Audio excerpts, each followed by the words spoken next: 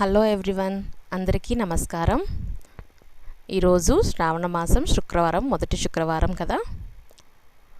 నేనైతే అమ్మవారి పూజ ఇలా చేసుకున్నాను.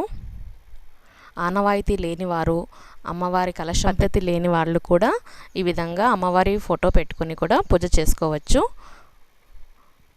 ఇక్కడైతే నేను శ్రీచక్రంకి శ్రీ సూక్త పారాయణంతో కుంకుమార్చన చేసుకున్నాను అన్నమాట.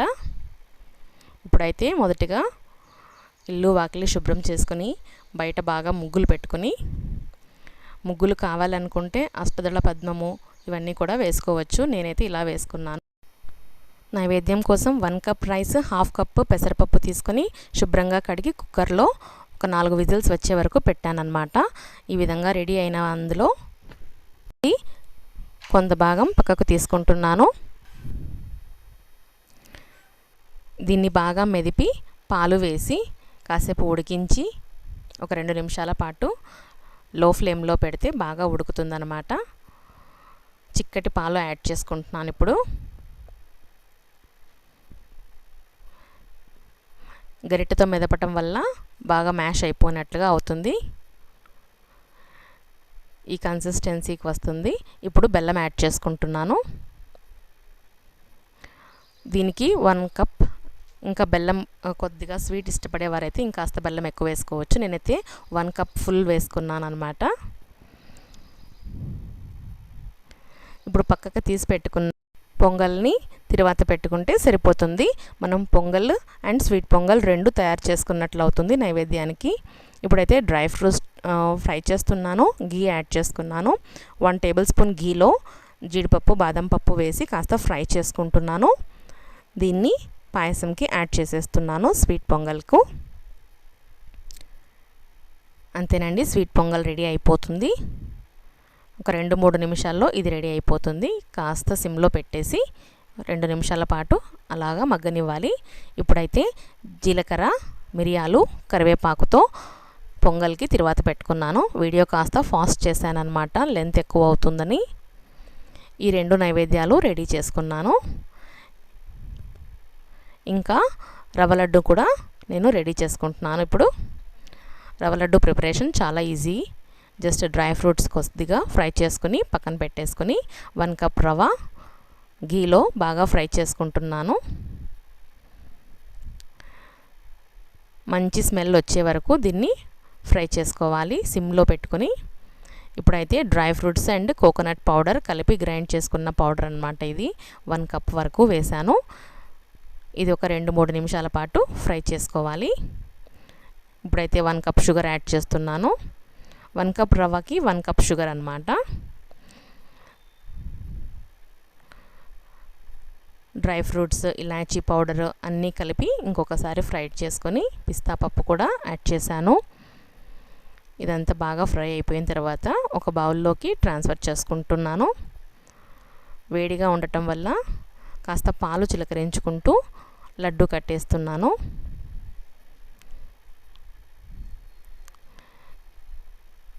ఈ విధంగా రవ్వ లడ్డును కూడా నేను రెడీ చేసుకున్నాను. ఈ 3 నైవేద్యాలు ఈరోజు సమర్పించుకుంటున్నాను అన్నమాట.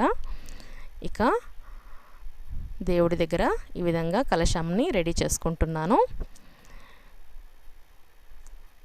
ఈ కలశంకి ఈ విధంగా తమలపాకు తిరిగేసి 5 మూరలు ఉండేలాగా దారం తీసుకుని పసుపు పట్టించుకున్న దారాన్ని ఈ విధంగా నేను కలశానికి చుడుతున్నాను. ఇప్పుడైతే 5 ఆకులు తీసుకుంటున్నాను కలశంలో పెట్టుకోవడానికి. ఈ విధంగా ప్లేస్ చేసుకున్న తర్వాత అలంకరించుకున్న కొబ్బరికాయని ఇందులో పెడుతున్నాను. పసుపు కుంకుమలతో అలంకరించాను. ఇప్పుడు కలశాన్ని ప్రతిష్ఠించుకున్నాను. ఇక ఈ విధంగా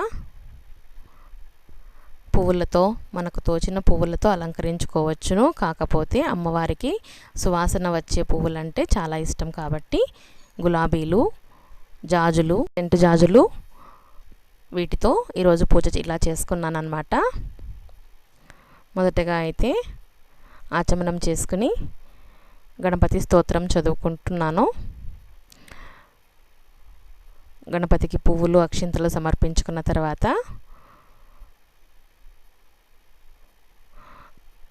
అమ్మవారికి శ్రీ సూక్తం చేసుకుంటున్నాను, శ్రీ సూక్త పారాయణ చేసుకుంటున్నాను. కుంకుమతో అర్చించుకుంటూ శ్రీ సూక్త పారాయణ చేసుకుంటున్నాను. ఈ శ్రీ సూక్తం నాకైతే నోటికి వస్తుంది కాబట్టి నేను ఇలా చేసుకుంటున్నాను. పుస్తకాలు దొరుకుతాయి బయట, అది చదువుతూ ఈ విధంగా కూడా చేసుకోవచ్చును.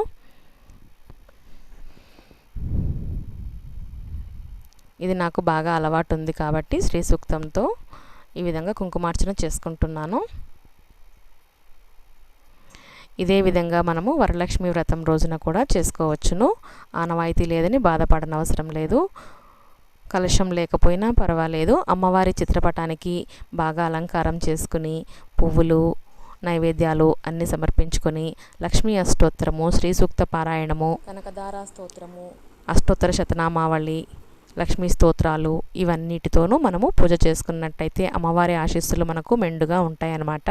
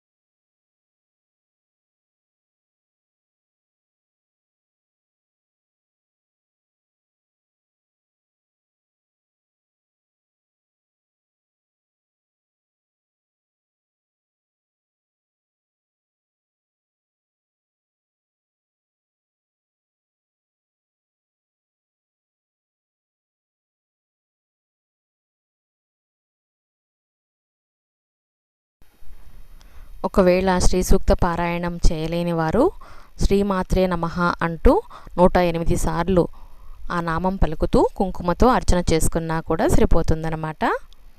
ఈ విధంగా వరలక్ష్మి వ్రతము మనము చేసుకోవచ్చును. ఇది శ్రావణ మాసం మొదటి శుక్రవారం పూజ.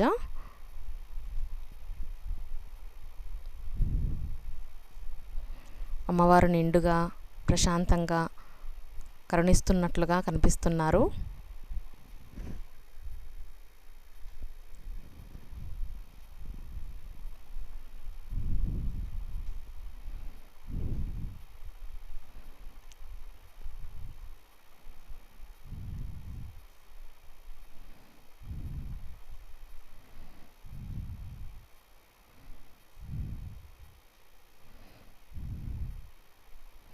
ఇప్పుడైతే తులసి కోట దగ్గర ఈ విధంగా పూజ చేసుకుంటున్నాను.